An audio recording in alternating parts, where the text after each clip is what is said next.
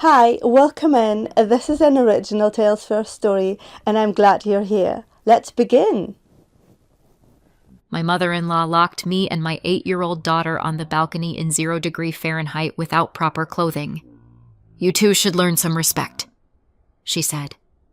I didn't cry. I moved. 45 minutes later, someone knocked on the front door, and her life started to unravel. We were living in my mother-in-law Samantha's condo in Milwaukee because my husband Max promised it would be temporary. If you've ever heard a grown man say temporary while standing next to a woman who thinks she's the Supreme Court of everyone else's life, you already know where this is going. Max drove long-haul routes, weeks on, days off. He lived in a truck cab more than he lived with us. When he was home, he was exhausted and hopeful, like love could make up for absence.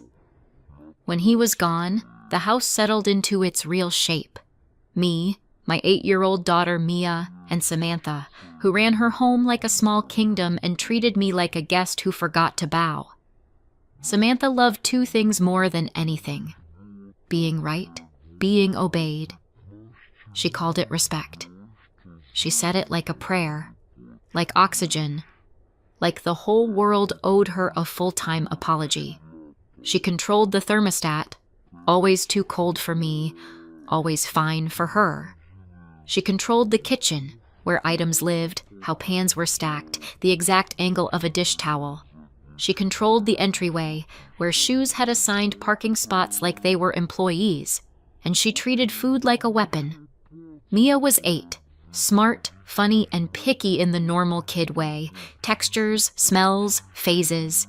She'd eat apples and yogurt like it was her job. She'd turn into a tiny attorney if you tried to negotiate peas. Her pediatrician wasn't worried. I wasn't worried. Samantha was worried enough for all of us. Every meal turned into a test. Not for Mia, for me. Because Samantha didn't just want Mia to eat. She wanted Mia to eat because Samantha said so, and she wanted me to step aside and watch it happen. That night was chicken, mashed potatoes, green beans, and Samantha's favorite garnish, commentary. The snow outside was coming down in thin lines. Milwaukee winter had that Lake Michigan wind that doesn't just feel cold, it feels personal, like it has opinions about you. The condo was warm enough to function, not warm enough to relax. Samantha believed comfort made people lazy.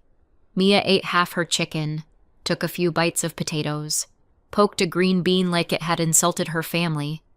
Samantha watched the plate like it was evidence. "Finish," she said. Mia hesitated. "I'm full." Samantha tilted her head. "No, you're not." Mia glanced at me, quick, hopeful. That look kids give when they're trying to ask for permission without making anyone mad. I kept my voice calm. "If you're full, you're full. Drink some water." Samantha's eyes snapped to mine. "This is why she's picky," she said, loud enough to make Mia's shoulders tense. "Because you let her run the show." Mia's lips pressed together, her fingers tightened around her fork. She wasn't just hearing Samantha's words, she was hearing the message underneath them. Your body isn't yours. I took a slow breath. Nobody's running anything. She's done.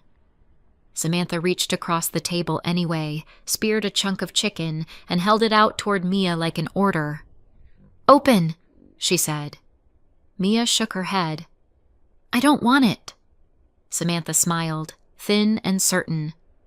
"You don't get to decide." And then she leaned in and tried to push the bite into my child's mouth. Not coaxing, not grandma being pushy. Force. Mia turned her head, started crying, gagged a little, panic flashing fast and hot. The kind of panic that shows up when a child realizes an adult is bigger and intends to win. My chair scraped back so hard it squealed. "Stop," I said. Not screamed. Not performed. Just final. Samantha froze with the fork midair like I'd interrupted a ceremony. "She needs to eat," she hissed. "She needs to feel safe," I said. "And you are not going to force-feed my kid." Mia's cheeks were wet. She stared at her plate like it was dangerous now. Samantha's face hardened. "You don't talk to me like that in my house." Her voice rose. That sharp, proud volume she used when she wanted an audience, even if the only audience was a trembling child. Mia flinched. I kept my tone flat. "Don't yell in front of her." That boundary hit Samantha like a direct insult. Her jaw tightened. Her eyes went bright. "Oh," she said. "So now I'm the villain?" I didn't blink. "Right now?" "Yes." Mia slid off her chair, trying to disappear. "Can I go?" "Go wash your hands," I told her quickly. "Go take a minute." Mia hurried toward the bathroom like the hallway was an escape route. Samantha stood up slowly, like she was deciding something. Then she smiled. Not a warm smile. A decision. "Fine," she said softly. "Come with me." I should have grabbed Mia and left right then. But my brain still believed in rules, like adults don't do truly unhinged things over green beans. Like there was a ceiling to this behavior. Like there were lines people didn't cross because society existed. Samantha marched down the hall to the sliding glass door. She yanked it open. The cold hit the hallway like a slap. "Mia!" Samantha snapped. Mia came out of the bathroom, hands damp, eyes wide. She looked from Samantha to me like she was waiting for the grown-ups to decide what reality was. Samantha grabbed her wrist. "Don't touch her," I said, stepping in fast. Samantha tightened her grip and pulled Mia toward the balcony anyway. I grabbed Mia's other hand and pulled her close to me. Samantha turned on me. "You want to disrespect me? You want to undermine me in my own home? I want you to stop hurting my kid," I said. That smile stayed. "Then you can both cool off." And before my mind could catch up, she shoved the door wider and pushed. Mia stumbled onto the concrete in pajamas and socks. I stepped out after her automatically because my body has one job: keep my child alive. Samantha stayed inside. Then she closed the door. Click. A tiny latch sound, sharp in the silence. Mia spun, palms against the glass. "Grandma, stop!" Samantha looked at her like Mia was a lesson, not a person. "You two should learn some respect," she said, calm as if she'd said, "Take out the trash." Then she walked away. Of course she did, because in Samantha's mind, this wasn't cruelty, it was discipline. The balcony was uncovered, wind, concrete, snow crust along the rail. No coats, no shoes, no phone. My phone was inside on the kitchen counter, next to Samantha's dish towel that said, "Bless this home like a threat." Mia started shivering almost immediately. Not cute shivers, survival shivers. I pulled her into my arms, turned my back to the wind, and rubbed her arms hard. Then I tugged the neckline of my sweatshirt down and tucked her hands inside against my skin. Her fingers were cold little sticks. "I'm cold," she whispered, voice shaking. "I know, baby," I said, keeping my voice steady on purpose. "We're going to stay moving. Stomp your feet." She tried, socks sliding on frozen concrete. I banged once on the glass. "Samantha, open the door." Nothing. Again. "Open it." Still nothing. And then, because Samantha is who she is, I heard the TV turn on, the muffled sound of a sitcom laugh track, like the universe was mocking us. My mind did that clinical split nurses do. One part of me was mom, panicking. The other part was running a checklist. Hypothermia risk. Exposure time. Child body mass. Wind. My hands started burning at the fingertips. Then they went numb in little patches. My ears felt like someone was twisting them. I scanned the parking lot below. A few cars, snow falling in thin lines, a lit window across the way. I waved both arms and shouted, "Help! Please!" My breath came out in white bursts. The wind stole half my words. "Mia, I said, close to her ear. "We're going to play games, okay? No sleeping. Talk to me." She nodded, teeth chattering. "Name every kid in your class." Her voice shook. "Ethan, Ava, Jordan, Kayla, Ms. Paris." "Good," I said. "Now the alphabet backwards. Z, Y, X." She frowned, trying. Perfect, I lied. "You're doing perfect." I kept talking, because silence on that balcony felt like giving up. I told her stupid little stories about when she was a toddler and insisted on wearing rain boots in July. I promised hot cocoa. I promised the biggest blanket fort in history.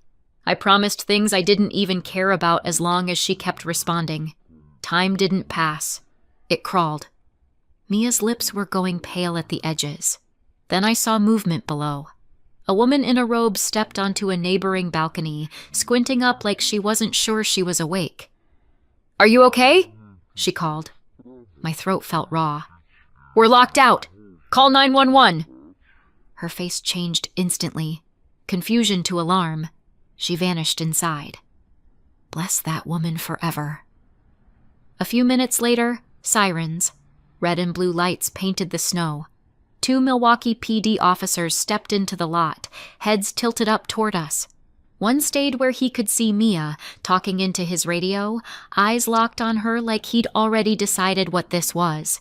The other officer shouted, "Ma'am, can you get back inside?" "The door's locked," I yelled. "My mother-in-law locked us out." They moved fast, one to the entrance, one staying in the lot. I watched the officer at the entrance pound on the building door like he was personally offended by it. From the balcony, I couldn't hear Samantha's first words, but I could imagine the tone. Irritated, dismissive, like the police were an unnecessary inconvenience. Finally, the curtain shifted. Samantha appeared behind the glass, her face tight with annoyance. She unlocked the door and slid it open a few inches like warmth was something we had to earn. Mia stumbled inside first. The moment her feet hit carpet, she collapsed against me and sobbed. The kind of sob that comes from your body finally believing you might survive. I carried her into the living room and wrapped her in the nearest blanket. Checked her fingers, her ears, her face. Samantha stood in the hallway with her arms crossed, like she was waiting for someone to apologize to her for the scene. One officer stepped in behind us, mid-40s, tired eyes, controlled voice. "Ma'am," he said to Samantha. "What happened?" Samantha lifted her chin. "They went outside to calm down." "At 0 degrees?" he asked. "It was only for a minute," she snapped. The younger officer, quieter, sharper, looked past Samantha toward the balcony. There were sock prints in the snow, a child's sock prints. The kind of detail that doesn't argue, doesn't negotiate, doesn't care about anyone's feelings. His jaw tightened. The older officer crouched in front of Mia. "Hey, sweetheart, what's your name?" "Mia," she whispered, barely audible. "Are you hurt?" Mia shook her head, eyes fixed on my shirt like looking up might make it happen again. The officer stood and looked at me. "Do you have somewhere else you can go tonight?" "Yes," I said. No hesitation. "A friend." "Good," he said, like he meant it. He radioed for paramedics. Samantha scoffed. "This is ridiculous." The officer stared at her. "A child was locked outside in freezing weather." Samantha waved a hand. "She's fine." "Ma'am," he said, voice flat. "You don't get to decide that. For the record," he added, "this is a criminal matter." Paramedics arrived.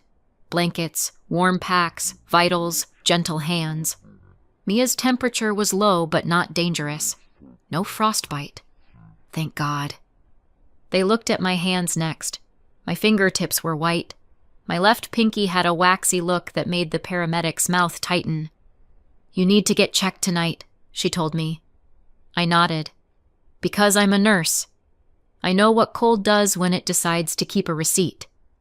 The officer asked for IDs. I handed over my driver's license with fingers that didn't want to work. Samantha handed hers over like she was being inconvenienced. The younger officer stepped into the kitchen, typed something in, then paused. I watched his posture shift, a quiet, professional stillness. He murmured to his partner. His partner's face tightened. The older officer turned to Samantha. "Ms. Hayes, sit down on the couch." Samantha blinked. "Why?" "Sit," he repeated. Samantha sat like it was insulting. The older officer positioned himself between her and the hallway, like he'd done it 1,000 times. The younger officer spoke quietly into his radio. I didn't hear every word, but I heard enough to feel the air change. "Confirming. Same name. Same DOB. Hits active." The older officer's tone changed. "Ms. Hayes, listen carefully. You are being detained. You are not free to leave. Stay seated, keep your hands where I can see them, and do not make this worse." My phone buzzed on the counter, Max calling. "Of course," I answered. Max's voice came through tired and casual. "Hey, how are my girls?" "Your mother locked me and Mia outside," I said. Silence. Then, strained. What?" "Balcony, 0 degrees. Police are here. Paramedics are here." Another silence. The kind where someone tries to keep their favorite illusion alive. "Lauren," he said finally. "She wouldn't." "She did," I said. "And I'm done. I'm turning around," he said quickly. "I'm coming home." "No," I said. "What?" "Don't come here," I said. "I'm leaving. With Mia." "Lauren." "I'm not negotiating safety," I said, and hung up. I set the phone down like it was a tool I'd used. Then something in me clicked. Not anger, clarity. I didn't cry. I moved. I grabbed a duffel bag and packed fast. Mia's clothes, my scrubs, documents, chargers, her school tablet, her stuffed dinosaur, real coats, real shoes, the folder with her insurance card, the winter boots Samantha had insisted on buying because she chose them, and I didn't care where they came from as long as they were warm.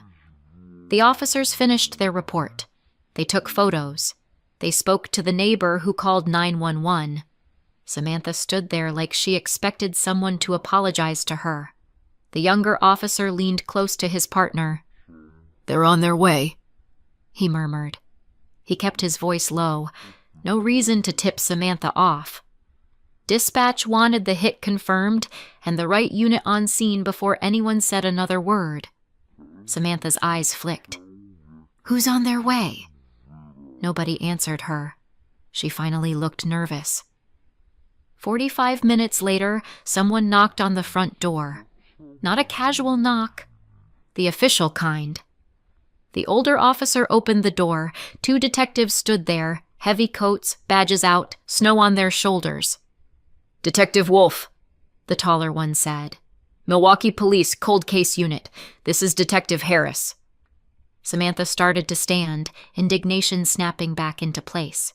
Finally, someone with sense. Detective Wolf's expression didn't move.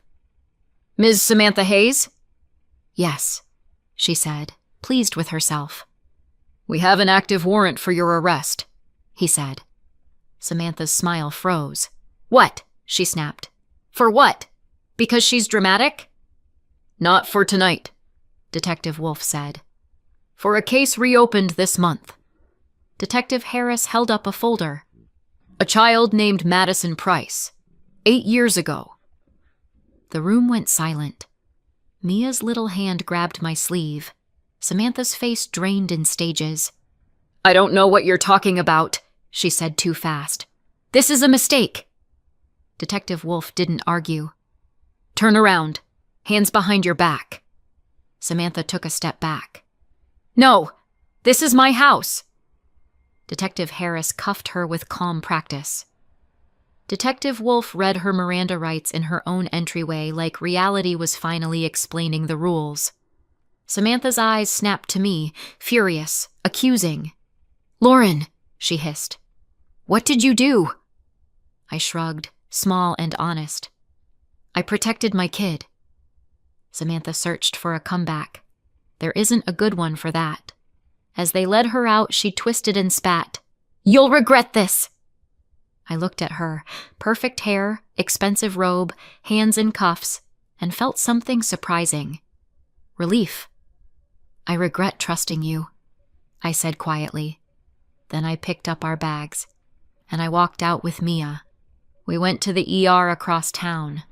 Not the one I worked at. I wasn't about to walk into my own hospital with my child wrapped in emergency blankets and my mother-in-law getting arrested somewhere behind me like a headline. The waiting room was the usual late-night mix. A toddler with a fever, an older man holding his wrist, a woman scrolling on her phone like she was trying to disappear into it. Mia sat on the bed when they finally took us back, holding her dinosaur like it was a life jacket. Her cheeks flushed as she warmed up, her eyes heavy. The doctor confirmed what I needed to hear. Mild hypothermia. No frostbite for Mia. She'd be okay. My hands were another story. When they warmed my left pinky, the pain hit so sharp I saw spots. The doctor's face tightened. "Sometimes tissue declares itself later," he said. Of course it does. Because cold doesn't always finish the job immediately. Sometimes it waits. Sometimes it collects interest. A nurse asked the questions hospitals ask when a child is endangered.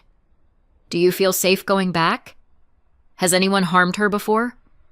Do you have somewhere safe tonight?" Mandatory reporting isn't personal. It's policy. And in that moment, I was grateful for every system that would treat this like what it was instead of calling it family drama. I told them the truth. We were leaving, we were safe elsewhere, the police were involved. They documented everything. They took notes in that precise, careful way that turns into evidence later. I watched them work and felt a strange comfort in the structure of it. Forms, procedures, checkboxes. The world saying, "No, this isn't normal. We will treat it like it matters." We stayed with my friend. Spare bedroom, deadbolt, quiet. Mia fell asleep fast, then jerked awake once at a car door outside and clung to me like her body still didn't trust warmth. I sat with her until her breathing evened out. I didn't scroll. I didn't distract myself. I just watched her chest rise and fall like it was the only thing keeping me anchored. Max called, texted, called again. "Lauren, please. I'm coming home. This is crazy. She would never..." I didn't respond, because I knew the script. He'd want to talk it out. He'd want to smooth it over. He'd want me to absorb the shock so he wouldn't have to choose. But Mia shouldn't have to learn that safety is negotiable because family is complicated. The next morning, my left pinky was swollen and purple at the tip. That ugly in-between stage where your body is deciding what it can save. Mia ate toast in my friend's kitchen like she was afraid someone would comment on it. I told her gently, "You can eat when you're hungry. You can stop when you're full. No one gets to make food scary." She nodded, small and serious, like she was filing the rule away somewhere deep. That afternoon, Detective Wolf called me. "I'll need a formal statement about last night," he said. "Okay," I told him. He paused. "And I want you to know, your 911 call didn't create this case. It just located her." My stomach dropped. "She was already on your radar?" "We reopened an old investigation," he said. "A judge signed a warrant. We were confirming whereabouts. Last night, the responding officer ran her ID and got the hit." So that's why the officer went quiet in the kitchen. So that's why the air changed. At the station, I sat in a plain interview room with a paper cup of bad coffee and a pen that didn't work unless you pressed too hard. Detective Wolf was calm, professional, the kind of calm that comes from seeing too much and learning not to flinch. He asked me to walk through the dinner scene from the beginning. He asked about Samantha's usual behavior. He asked if she'd ever threatened Mia before. I told him the truth. Samantha loved humiliation. Samantha loved control. Samantha had never locked us outside before, but she'd said things. Little warnings dressed up as jokes. Careful, or you'll learn a lesson. In my house, you do what I say. I'd heard them and tried to ignore them the way people ignore a rattling sound in a car because admitting it means admitting something expensive is wrong. Then Detective Wolf told me the basics. Nothing graphic, nothing I didn't need. 8 years ago, Samantha had worked at a daycare. Not as a teacher. An aide. The kind of job with access and authority and just enough oversight to make a bully feel powerful. A 5-year-old named Madison Price died after being left in an unheated maintenance room during winter. Back then, it had been called an accident. Now it wasn't. Detective Wolf slid a still image across the table, grainy camera footage, timestamp in the corner. Samantha dragging a small child by the wrist toward a door. Another still, the maintenance room. Another, Samantha walking away, expression neutral. They found Madison 3 hours later, he said quietly. Hypothermia. My mind flashed Mia pressed to the glass, crying. Same method, different child. How did you get this footage? I asked. Daycare upgraded their system, he said. Archived files surfaced. We subpoenaed backups. It took months. He leaned back. Last night gave us a fresh incident. A fresh victim statement, and a clearer pattern. And a search warrant, I said, because I knew where this went. He nodded once. Yes. That evening, they searched Samantha's condo. I wasn't there. I didn't want to see strangers in the space where my child had tried to be small and quiet. I didn't want to watch drawers open and close like the house itself was being interrogated. Max was there, though. He'd come home. Too late to stop anything, right on time to watch the foundation crack. He called me, voice wrecked. They're tearing the place apart. What are they looking for? I asked. They said, records, notes, something she kept. Of course. People like Samantha don't just do things. They justify them, document them, relive them. They build a private museum of their own righteousness. Detective Wolf called later. We found a box and a notebook. A journal, I said. Yes. Of course it was. Max showed up at my friend's house 2 days later with Mia's backpack and boots and the exhausted look of someone who'd spent 48 hours arguing with reality. He stood in the doorway like he didn't know whether he was allowed inside. I nodded once. He stepped in. He sat on the couch like he didn't deserve the cushions. I didn't know, he said. I held his gaze. You knew she was cruel. His throat worked. I didn't know she'd do that.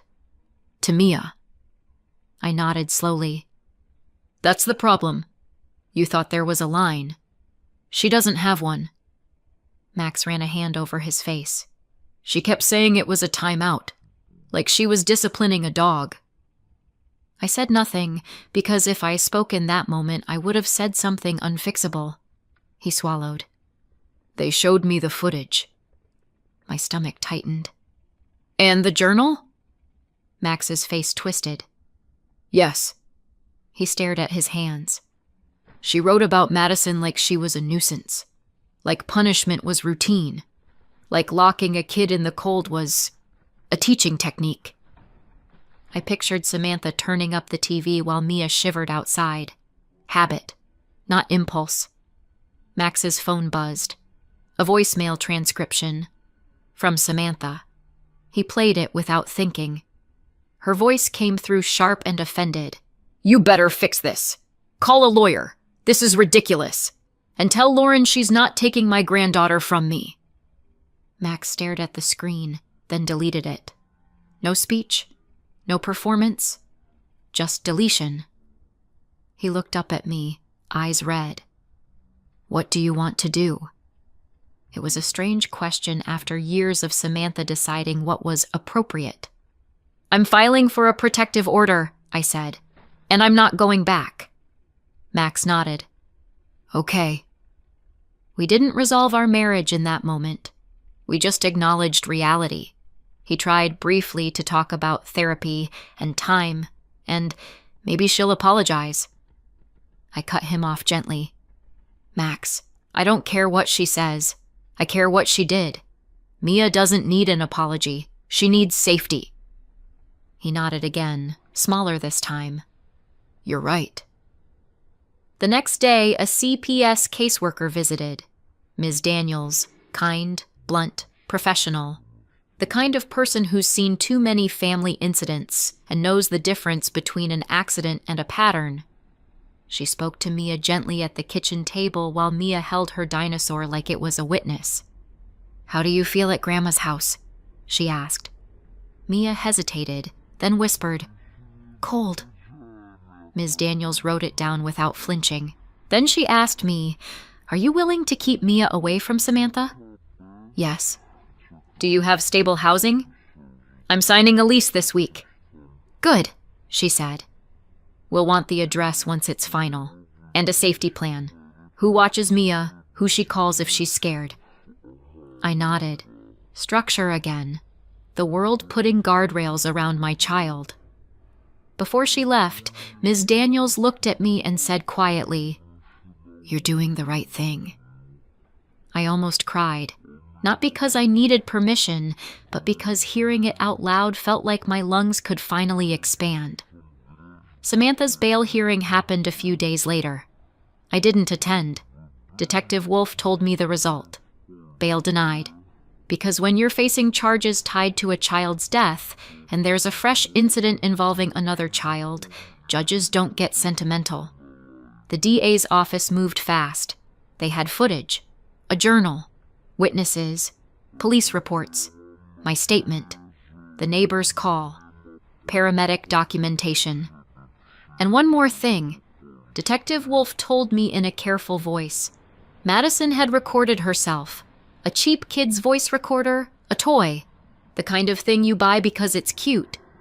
When Samantha locked her in, Madison hit record. Not because she understood evidence, but because she was 5 and scared and wanted her mom. The audio was short, crackly, breathless. But it existed. And once it existed, Samantha's story had nowhere to hide. I testified. Not because I wanted to relive it, because I wanted the record to say it plainly. She did this. I sat in court in my best I'm fine blazer, hands tucked low. My left pinky was bandaged. A week after the balcony, the surgeon told me the tip was gone. Not dramatic, not cinematic, just tissue that didn't survive. Cruelty leaves receipts. Samantha sat at the defense table in a conservative sweater, hair perfect, face offended. Like she was the victim of rudeness. The prosecutor, Assistant District Attorney Kim, didn't perform. She laid out facts like a diagnosis. "This is a pattern," she told the jury. "Not a misunderstanding." She called the neighbor, the officers, the paramedics, then me. I told the story, the fork, Mia gagging, Samantha yelling, the balcony, the lock clicking, the TV turning up, the snow, the shivering, the sirens. Samantha's attorney tried to make it sound like no big deal. "She opened the door eventually, correct?" "Yes," I said. "So she didn't intend harm." I looked at him. "She intended fear." He blinked like he wasn't used to witnesses answering without trembling. "Fear is harm," I said. "Especially to a child." The attorney tried again. "Isn't it true you and Ms. Hayes were arguing? Emotions were high." "Yes," I said. "And I asked her not to yell in front of my daughter. Her response was to lock my daughter outside in the cold. He had nowhere to go with that. Then Detective Wolf testified about Madison. The footage played on the screen, Samantha dragging Madison down a hallway toward the maintenance room door. What haunted me wasn't anger on Samantha's face. It was neutrality, no rage, no panic, just that blank certainty of someone who thinks they're allowed. The journal pages came in next, just what was relevant. Samantha's handwriting calling a child a brat, describing punishment like it was routine. A few lines about teaching respect, the same words she'd used on my balcony. The jury sat very still, and then the audio played. The judge warned everyone it would be difficult. It was. A small, trembling voice. "Mama, come get me. It's cold." A pause. Faint crying. Then, "Miss Samantha locked me in." Then silence. No Hollywood moment. Just the cold, doing what it does. Samantha stared straight ahead like the sound was an inconvenience. Her attorney put a hand on her arm. She shrugged it off, because Samantha didn't do comfort unless she was receiving it. The verdict came a week later. Guilty, for Madison. Guilty, for what she did to me and Mia. False imprisonment, child endangerment, reckless endangerment. The sentence was long enough that Samantha wouldn't be teaching respect to anyone outside a state prison for a very long time. She didn't cry. She looked furious, like the court had disrespected her.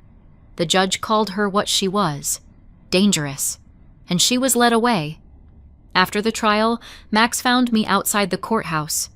He looked older, not by time, but by reality. "I'm sorry," he said. I nodded. "I know. I should have protected you," he added, voice cracking. "Yes," I said. "You should have." We didn't stay married. Some things don't recover. Not fully. Not when your child is involved. But he did the one thing that mattered most. He didn't fight me for Mia. He didn't try to force family holidays. He signed what needed to be signed. He let our daughter be safe. A few months later, Mia and I moved to Chicago. Not because I needed a dramatic new skyline. Because I needed space to breathe.